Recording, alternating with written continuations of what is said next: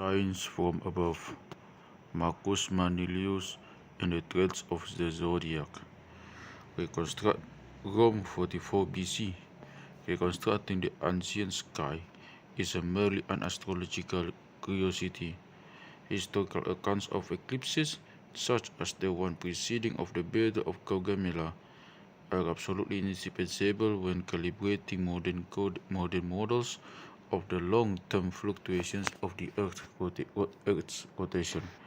These models in turn inform our understanding of the flexing of the Earth's surface after the last ice age, the slashing of the Earth's molten core and magnetic field, and of course our basic notions of time and the length of a day. The problem is that there are precious few incidents of any kind of ancient times, let alone detailed astronomical observations whose exact date can be determined. The calendars and timekeeping systems of the ancient world were just too irregular and inconsistent, but this makes the few events of ancient history which can precisely date it all the more extraordinary, and without doubt, the most momentous exact date handed down to us from antiquity is March 1544 BC, the Ides of March, the day of the assassination of Julius Caesar. The omens leading up to that day, weeping horses, birds torn apart by other birds, had become increasingly inauspicious. We were the Ides of March. Caesar was one in no uncertain times, and when the Ides arrived without incident, as Caesar observed with love, he was reminded that indeed they have come, but they have not yet gone. Moments later, Caesar lay murdered, havoc was cried, the dogs of war let slip, and all of history lurched from one destiny to another. Archaeology, the site of Caesar's assassination, the Curia of Pompeii, can be pinpointed fairly precisely. It lies very near the modern intersection of Via di Torre Argentina and Via dei Barbieri in downtown Rome. As for the timing, we're told that Caesar departed his house at about the fifth hour, meaning the fifth hour of the 12 Roman hours of daylight, corresponding roughly to 11 a.m. Assuming it took an hour or so for Caesar to arrive and take his seat in the Senate, it was probably early in the afternoon when Tullius Cimber first raised his hand in violence, but from then on the conspirators made quick work of it, stabbing Caesar 23 times until he fell dead. So it is written in the feet of Pompey's statue, how the heavens appeared from that fateful spot, and that fateful moment is diagrammed in figure 4.1. Venus, the ancestral goddess of the Julian clan, though peering down from near her culmination in the sky, was nevertheless completely obscured by the sun. Simultaneously, Jupiter, the monarch of the planets, in conjunction with the waning moon, sank mournfully below the western horizon. Thus, with a little imagination, we can see that the tragedy of Julius Caesar was played out on the celestial no less than the terrestrial stage that day. An empire of astrology. The assassination of Julius Caesar marks one of the great turning points in world history. When the chaos subsided, the Roman Republic has ceased to exist, and Octavian, the Caesar's great nephew, had emerged as Augustus, the sole ruler of a Roman Empire that stretched from Portugal to Syria. Shifting our gaze to the celestial realm, Caesar's death can be said to mark an equally significant turning point in the history of astrology too.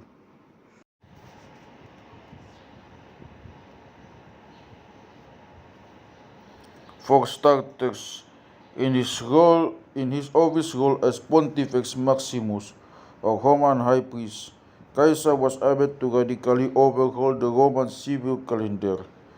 In the year preceding his murder, Caesar successfully replaced Rome's politically distorted, partly lunar partly solar calendar with a new early solar in which each Julian consisted of exactly 365.25 days. These days are accomplished in the familiar way by having 365 days year, 365 day years, followed by bisextile or leap year, or 365 days every fourth year, minus a small clarification by Augustus, and a small refinement during the Renaissance. This calendar, with its familiar rhythms of January, February, March, and so forth, has triumphed to become the standard civil calendar used throughout the world today. Thus, from the time of Caesar's death onward, it becomes fairly straightforward to associate historical calendar dates with modern ones, and from there to determine the precise astronomical configurations of planets and stars prevailing at those times. But the chief significance of Caesar's assassination for the history of astrology is that this event may be the last major episode of ancient divination in which astrology was directly involved. While the Romans had long made a point of checking in with the gods before even the most minor undertakings, the traditional forms of divination entailed observing the flights of birds, called augury, and the livers of sheep, called haruspices, rather than the orbits of the planets. Accordingly, out of all the ill omens Caesar received prior to his death, not a single one was astrological, and things remained similarly non-astrological even when events took a decidedly celestial turn. At Caesar's funeral games, a comet appeared in the sky, which was said to be Caesar's soul ascending to heaven as a star. If ever an excuse was needed to mention a few zodiac signs, surely this was it. And yet, in of its portrayals in both poetry and prose, Caesar's transformation into a star remained conspicuously astrology-free. The existence of Caesar's star has never been corroborated astronomically, but whether it was, even if only a theoretical fiction, the non-astrological nature of this comet offers a good illustration of just how unconcerned with astrology the Roman Republic was. By contrast, the Roman Empire of just a generation later can be characterized as utterly astrologically starstruck. The Emperor Augustus himself set the tone by incorporating Capricorn, his zodiac sign, into his imperial imagery. Subsequently, evidence of astrology's influence starts popping up seemingly everywhere, including in some surprisingly official settings. You can find zodiac signs stamped into coins, chiseled into public symbols, and what's particularly striking, adopted as emblems by the Roman legions, the ultimate source of the empire's power. But by far the most delicious examples of Rome's newfound infatuation with astrology has to be the 12 course astrological appetizers served at Rome's most famous decadent dinner, the Feast of Trimalchio. This is the fictional banquet portrayed so colorfully in Petronius' Satyricon, a humorous novel written during the reign of the Emperor Nero. Although, although several of the cases has never been positively identified, Figure 4.3 recreates the basic spread of what must have been a truly cosmically balanced meal.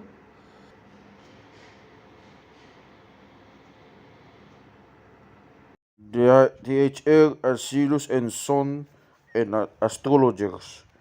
The Roman Republic, at least in principle, could count on an orderly transition of power. Every year, two consuls were elected to serve as joint heads of state for a one-year term. In the Roman Empire, however, the emperors had consolidated absolute power to themselves. Consequently, all of politics was reduced to how long will the emperor live and how will succeed him. But these were exactly the sort of questions astrology promised it could answer. This made astrology suddenly directly relevant to the security interests of Roman state. Augustus, the first of the Roman emperors, began his reign already enamored with his horoscope in his zodiac sign, Capricorn.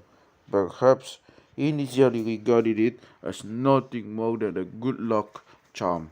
Be that as it may, by the time of his death, some 40 years later, astrology had become a critical component of his empire's intelligence apparatus as indispensable, if not more so, as his vast network of spies and informants. The shadowy figure behind this operation, Rome's director as it were of astrological intelligence, was the mysterious Thrasyllus. Thrasyllus first appears on the scene in 6 BC. The setting was the island of Rhodes, a few miles off the southern coast of what's now Turkey. It was there that Tiberius Augustus' son-in-law sought out a self-imposed exile during a period of particularly poor family relations. Desperately needing a friend, Tiberius found Thrasyllus. Whatever other qualities the astrologer may have seen in the Roman aristocrat, he quickly ascertained that Tiberius' future was destined to be very bright indeed. Sure enough, the wheels of fate turned round, and in the year 2 of the Common Era, Tiberius was summoned back to Rome and officially named Augustus' heir. Accompanying Tiberius was Thrasyllus, who having peaked right when everyone else peaked wrong, was never to be far from Tiberius' side. With question of succession satisfactorily resolved, Augustus continued to rule as emperor for another decade until his death in the year 14. During this time, Thrasyllus came to be regarded as a trusted confidant to Augustus no less than to Tiberius. Augustus in return demonstrated his growing appreciation of astrology's power in the most convincing way he could. He outlawed it. Or rather, a better analogy might be that astrology became classified information, imperial top secret, so to speak, for the emperor's eyes only. In the year 11, an empire-wide edict was put forth prohibiting all forms of divination and explicitly all predictions pertaining to the date of someone's death.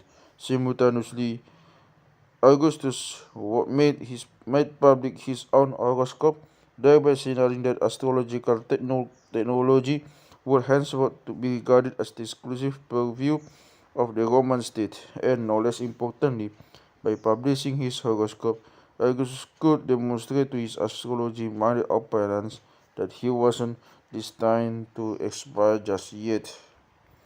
It would be fascinating to know what sort of astrological device Thrasyllus conjured up for his imperial patrons, but fortunately, the ancient histories don't offer us any insights.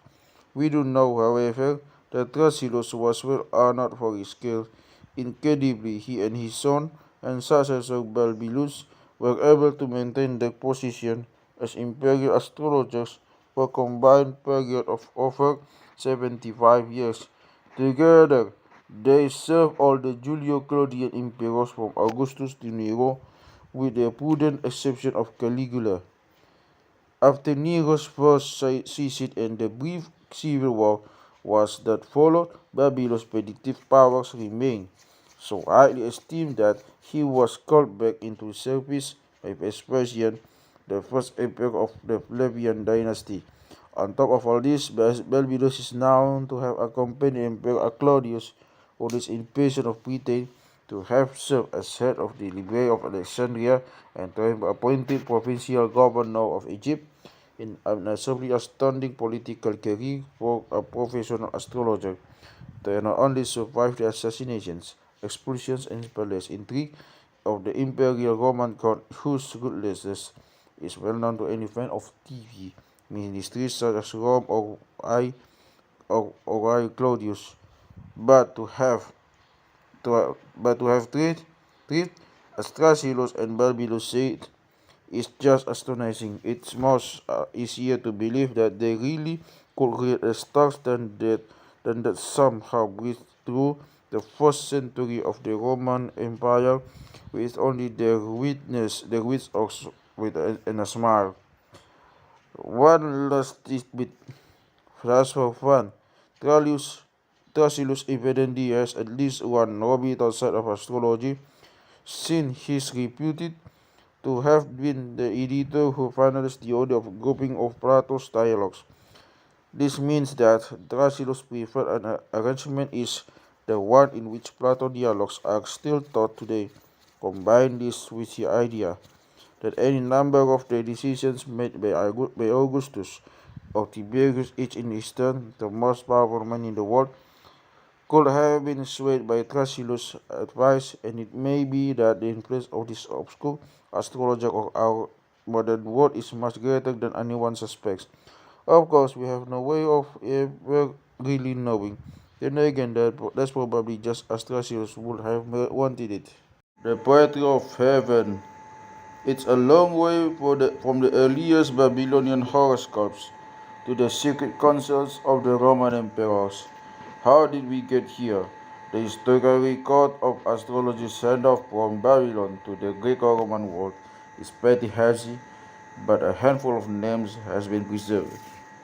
There's the Babylonian priest and astrologer Berosus, for example, around the year 300 BC. He is said to have relocated to the Greek island of Kos, today just a few hours ferry ride from Rhodes, where he made a living teaching astrology to Greek-speaking students. Then there's the Egyptian, Duonecepso and Petosiris. The first name probably belongs to an ancient Egyptian pharaoh, and the second to an ancient Egyptian high priest. Neither would have known the first thing about astrology, but their names doubtless added an aura of forbidden mystery to an astrological manuscript written in Greek which emerged sometime during the 1st century BC. The salient fact about all of these characters, however, isn't that we know their names. It's that that's pretty much all we know. Berosus' books are lost, and whoever Necepso and Petusiris were or was, all that remains are a few measly pages preserved by later astrologers. The same can be said about Thrasyllus and Balbillus, whom we just met. Thrasyllus wrote an astrology book in Greek called Equinox, but only a chapter summary survives. Manulius has left us hardly much more, and so after going through the full astrological roll call, we come to the somewhat surprising realization that the earliest meaningful description of astrology that survives isn't Babylonian, and it isn't Greek.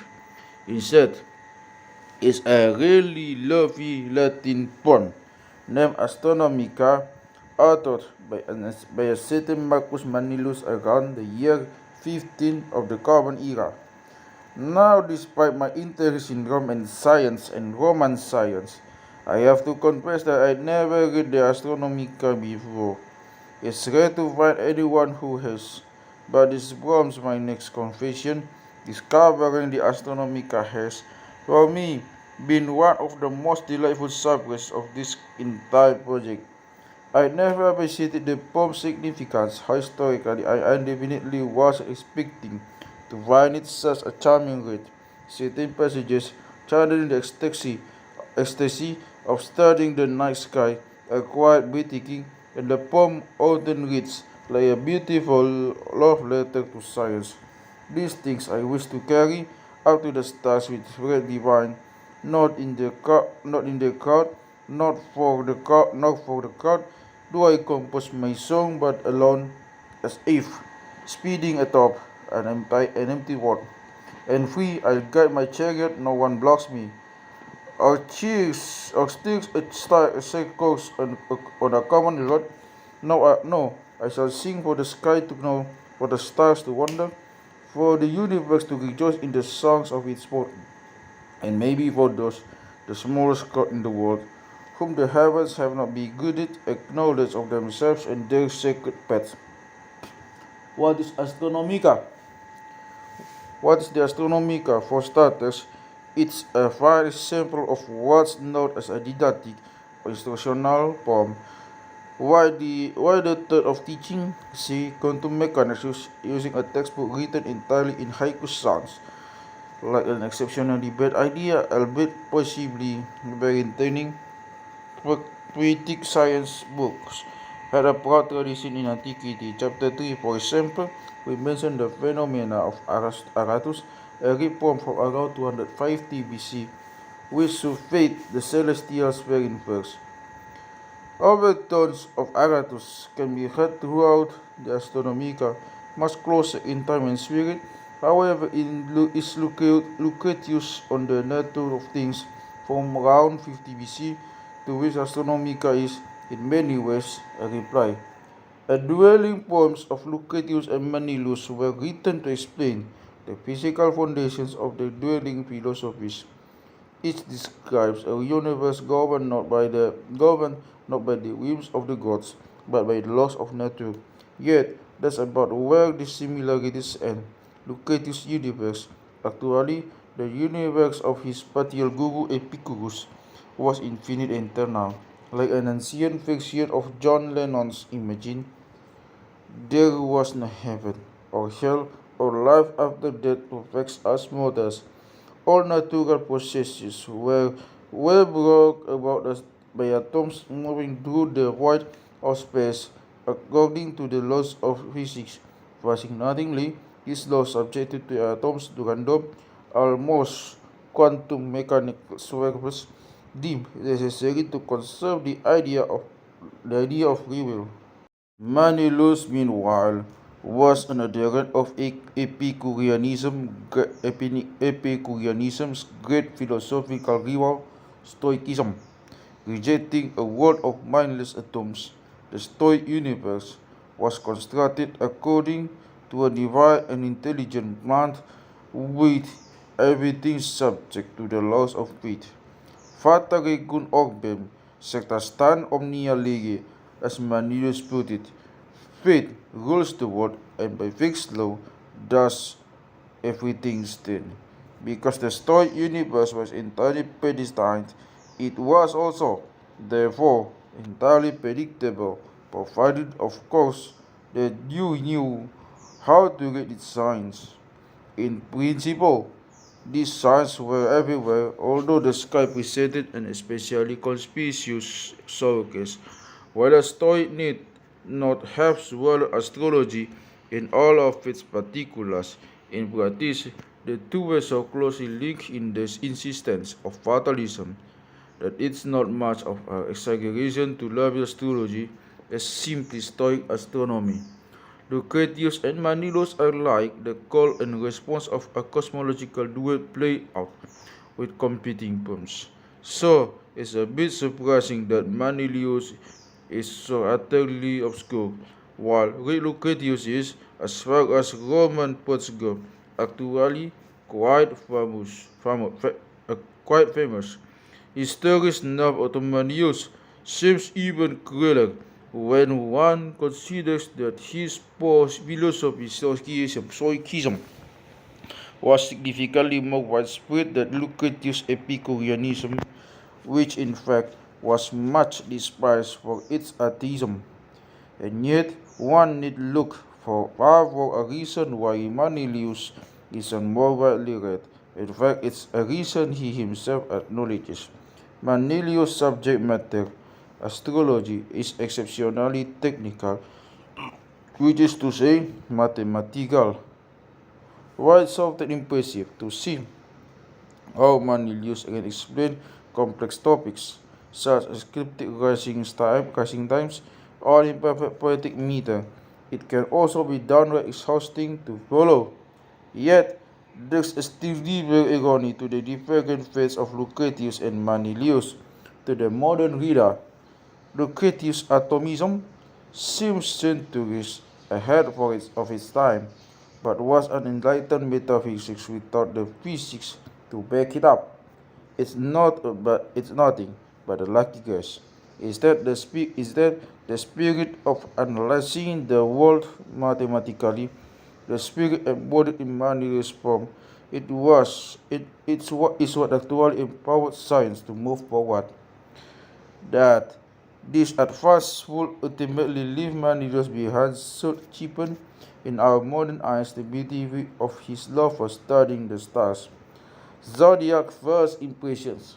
The Astronomica is a fascinating work in its own right, but it takes on a special significance when we recognize that this poem is essentially astrology's grand unveiling on the historical stage. And like Minerva is suing for like Minerva is suing from Jupiter's skull fully gowned and clad in armor, the Astronomica presents an astrology emerging from obscurity remarkably complete and fully formed. Even today, 2000 years later, there is hardly any astrological idea, no matter how sophisticated or complex, which contrasts its debut to Manuel's form. This makes Manulius our best source for examining what surely the most fundamental question for any investigation of astrology. Where did the characteristic traits of the zodiac come from? The astronomical treatment of this topic is quite revealing. Manulius' survey of the 12 zodiac personality types Man- Manulius' survey of the 12 zodiac personality types is too long and flowery to include it here in full, but I've summarized the main points in the distinct unpointed table 4.1, which nevertheless will suffice for audits. A few things from this table leap out immediately. First, in answer to our question about where these traits came from, it's pretty clear that the qualities ascribed to people born under a given zodiac sign were, at least originally, simply the qualities associated with the sign itself. Thus, Arias are timid like sheep, Tauri are hardworking like bulls, and Pisces have a love of the sea. All in all, this would seem to provide a most unlikely foundation for a theory of human psychology. And yet, within the context of a universe that's divinely ordained, his idea wouldn't have sounded so silly, or at least not irredeemably so, because nothing was the way it was by accident. If the constellation Cancer looked like a crab, then this had to be for the purpose of signifying something crabby. The alternative interpretation that the stars' arrangement in the sky was random and meaningless was the absurd to entertain. But the most remarkable thing about this list is how daringly specific Manulius gets, and he's certainly not shy about including especially negative traits either. Sorry, Scorpios. This is a refreshing contrast to modern zodiac descriptions, which tend to be hopelessly wishy-washy. Even so, it's evident that the personality types sketched out by Manulius are the direct ancestors of what you would find in any modern-day horoscope. Theory, for instance, seem to have been just as slow and stubborn in Roman time as they are today, and Libras just as legalistic. Aries, associated with all respects, associated with all aspects of the government trade, subject to financial ups and downs, optimistic, self-doubting, timid, and ready to sell themselves for praise. Taurus, associated with farming, hardworking, content with silent praise, slow but strong in both and in both mind and body. Gemini, associated with music and singing, opposed to work, adept at astronomy, living easy lives full of love and pleasure. Cancer, associated with finance and international trade, grasping and miserly, skilled and combative. Leo, associated with hunting and butchery, prone to anger and sullenness, honest, fair, and pure of heart. Virgo, associated with the arts and writing, inquisitive and studious, adept with words and speech, held back by shyness, unlikely to have children. Libra, associated with law, lawyers and judges, associated with wakes, misers and numbers. Scorpio, lovers of war, slaughter, fighting, carnage and gladiatorial combat.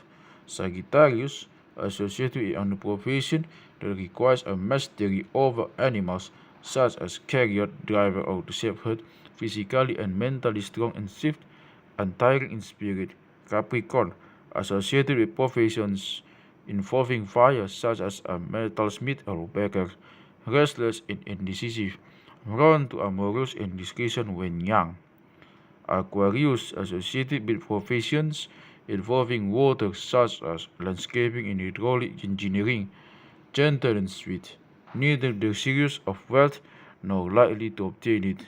Pisces, associated with maritime professions, such as a sailor, fisherman, or naval officer, likely to have many children, friendly, fast-moving, and in a contrast state of change. What's your sign? The wonderful thing about making specific claims is that they can actually be tested to see if they are true. So, do Manulius' assertions stand up to scrutiny? Before we examine this, we need to say a few words about what it means to have a zodiac sign. Today, everyone will agree that your zodiac sign refers to the time of year in which you were born specifically. It's the zodiac sign in which the sun is located on your birthday. Thus, Aries have birthdays between late March and late April, Tauri between late April and late May, and so on. But all of the other planets were in a zodiac sign on your birthday too, and the notion that the zodiac sign of the sun is always the most important is actually quite recent.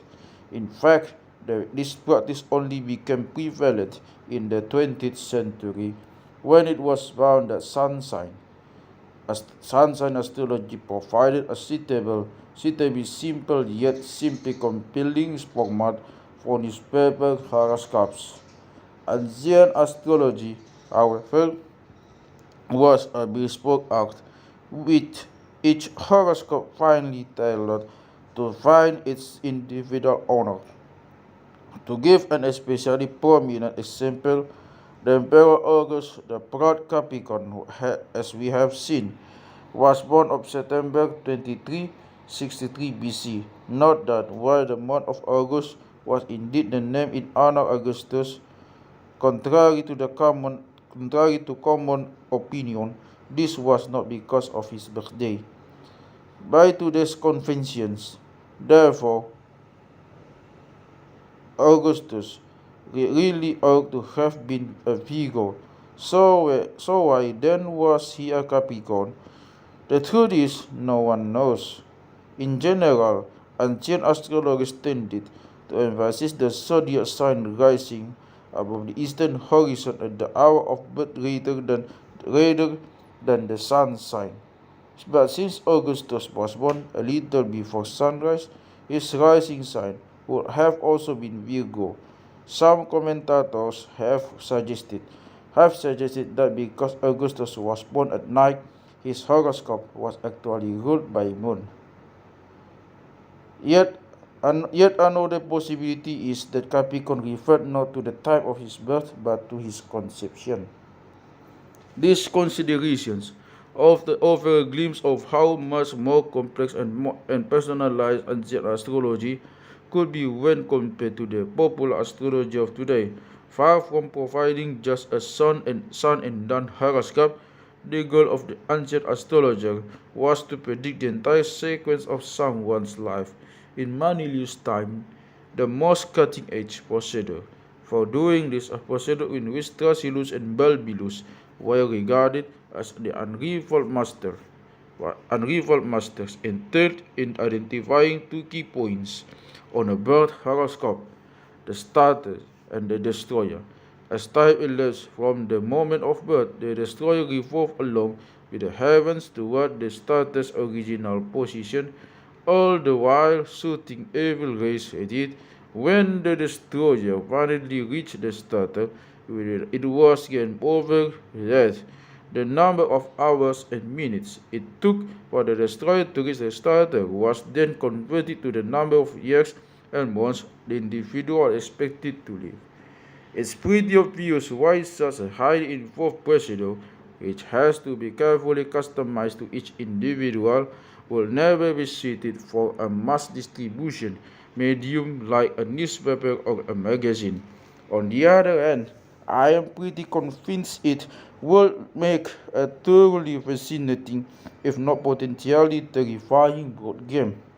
As for Augustus, it's possible that he has a Capricorn because the most important point of his horoscope is that there was signed to a planet in that sign. In the end, these are futile speculations. Since Augustus was born before the introduction of the Julian calendar, it's simply impossible to know which date September 2363 BC actually refers to. The old Roman calendar was so confused that in order for the new calendar to begin on January 1, 45 BC, Julius Caesar had to make the preceding year 46 BC, an eye-popping 445 days long. If anything, September of 63 BC was probably closer to Algeria, putting the sun even further away from Capricorn. But even this can't be said with much certainty. Whatever the case of how Augustus became a Capricorn, is pretty clear that he was your sign was a much more complicated case in antiquity than it is today. So was Manulius describing with the zodiac traits listed above. Again, there is no way to know for sure. Manulius would have been familiar with all the latest astrological techniques, since he almost certainly belonged to the same imperial astrology clique that included Augustus, Tiberius, and the master himself, Thrasyllus. But I think there are enough internal clues with the astronomical to conclude that, at least in the phases summarized above, Manulius has in mind the simple sun sign system that we're familiar with today. If so, this is lucky news for us, since it means we only need to know someone's birthday and not their precise hour and place of birth in order to examine Manulius' claims more closely. Signs and significance. Of all the astrological assertions made by Manulius, the she want to check is that people gravitate to certain professions because of their zodiac sign. Take Libra, for instance, which both in ancient times and today associated with lawyers and judges.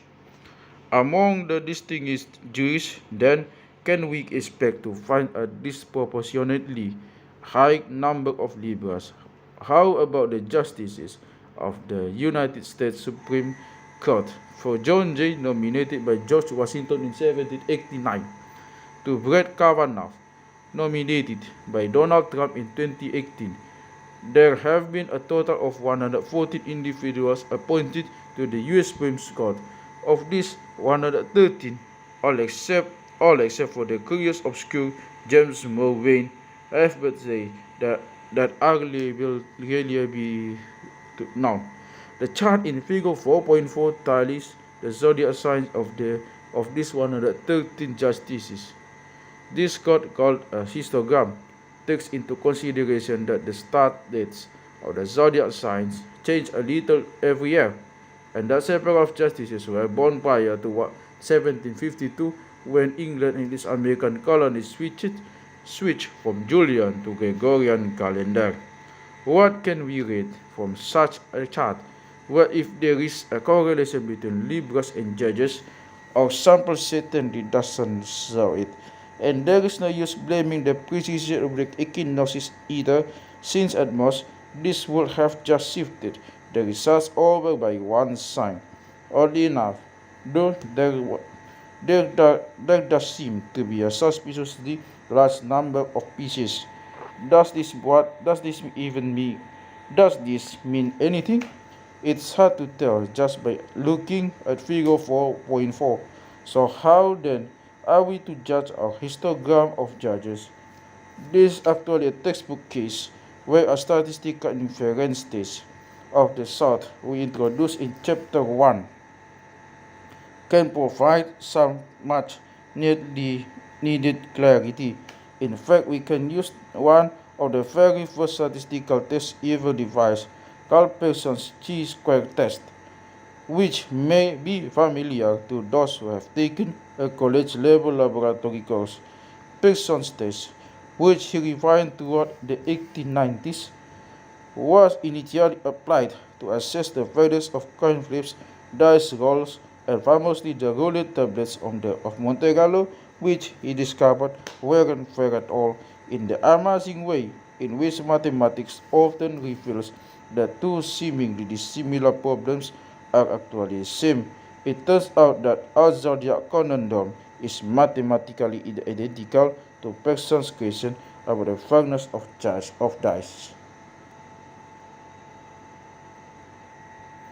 To make this connection more explicit, imagine that you have a 12-sided die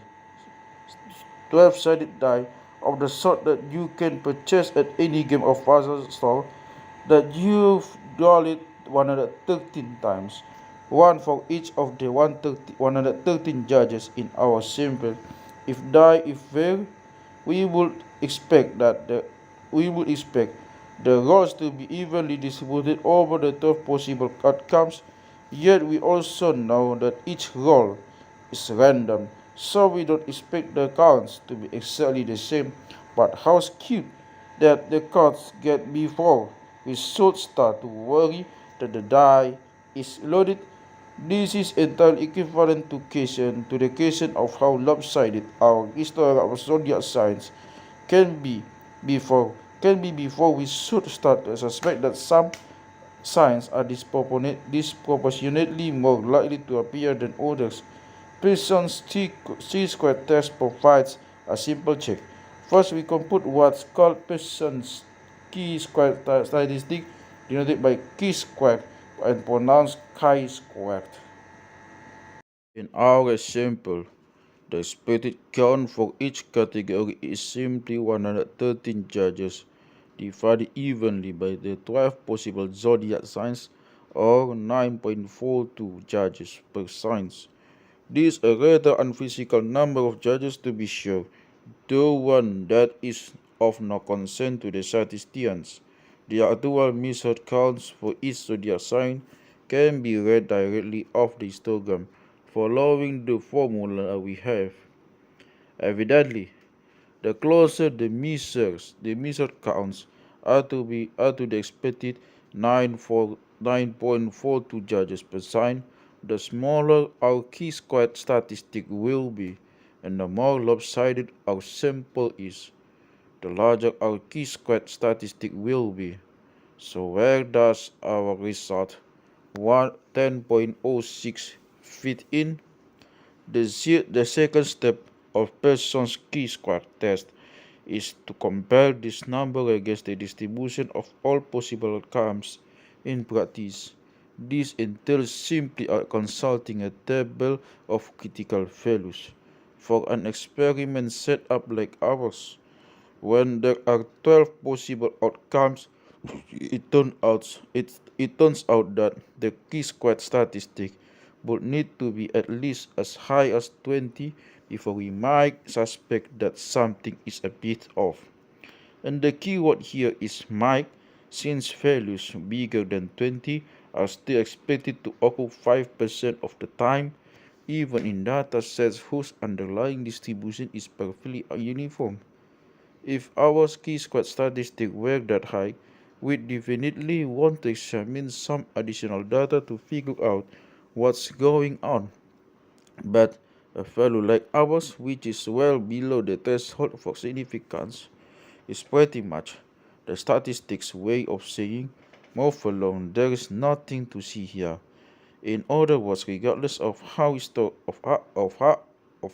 histogram may appear, the results are perfectly consistent with there being no correlation whatsoever between being a justice of the US Supreme Court and having any particular zodiac sign.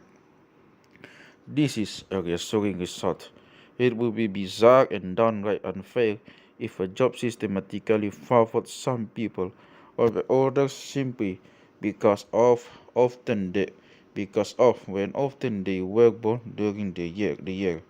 Yet as I discovered to my great surprise, this is exactly what happens in a number of professions, particularly in sports and particularly those that rely on competitive youth leagues with strike age cut-offs. The most extreme case is hockey. Junior hockey leagues typically group players together according to the calendar year of their birth. This means that a player born on January 1 will be almost a full year older than his teammate born on December 31, even though both belong to the same age cohort. For players who are 9 or 10 years old, the difference represents an enormous developmental advantage, both physically and mentally. And since only the best players from any given year are likely to continue on to the next level, the cumulative effect is a system that progressively weeds out Sagittarius, Scorpios, and Libras in favor of Capricorns, Aquarius, and Pisces, even before these players ever reach the pros. And the end results are striking. Figure 4.5 shows a histogram of 7.417 current and former NHL players. The chi-square statistic is 143.8, way above our threshold of 20, and without question of a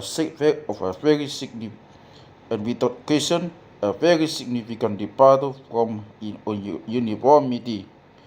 The bias is known as the relative age effect, and it can also be seen in the Major League Baseball, whose players skew toward Augustus birthdays, and the National Football League, whose players skew toward January birthdays. Interestingly, in basketball, when organized youth leagues are less important, no relative age effect is observed. Similarly, the effect often disappears if you consider only the truly elite of any sport.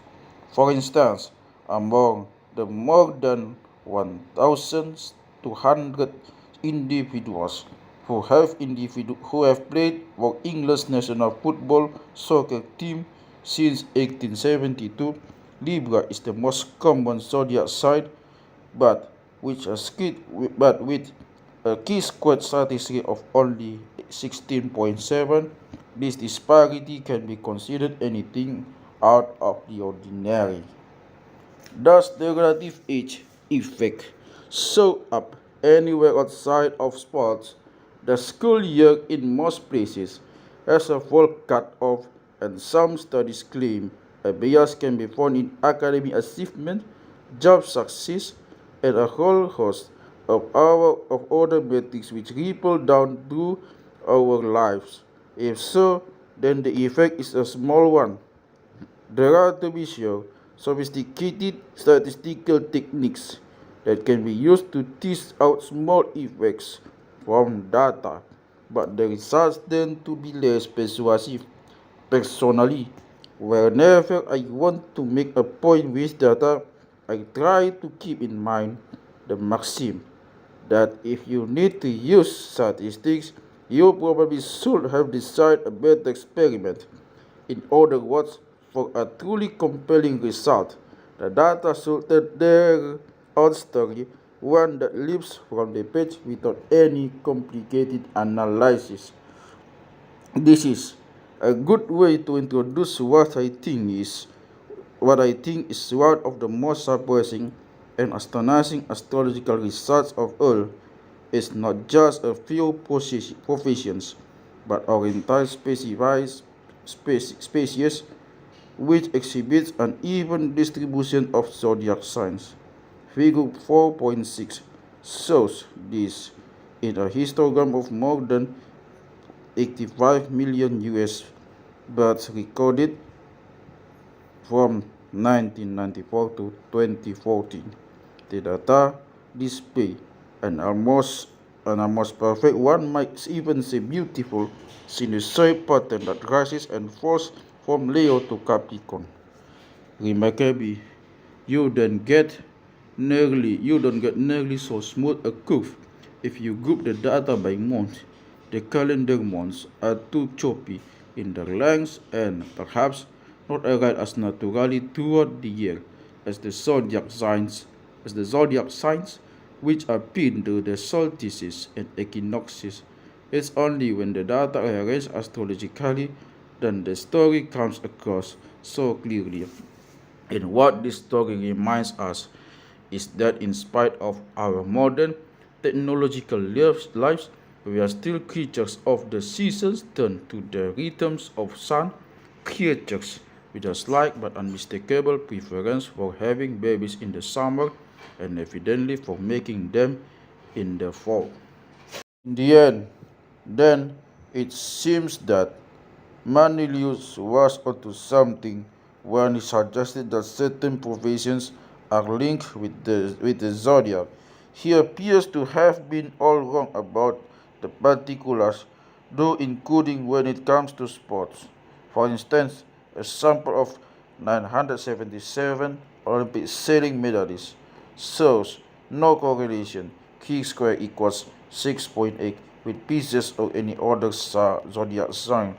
But even well, Manulius still manages to have the last words, because if we were to conclude from this that Manulius' assertions about Pisces have no bearing on sailors and the act of navigation, we will not be totally correct, for it's Manulius' description of the professions of Pisces that was chosen to adorn the seal of the United States Naval Observatory Ade Gubernandi Studium pervenit in astra et pontum caelo coniuncit.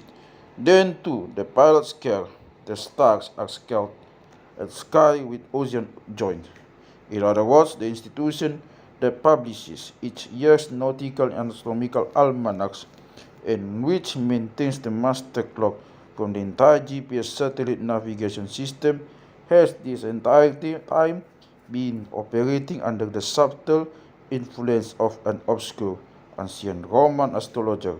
Just think about that the next time your phone or other GPS-enabled device successfully guides you from point A to point B. There is no magic involved, but there is perhaps dash of astrology.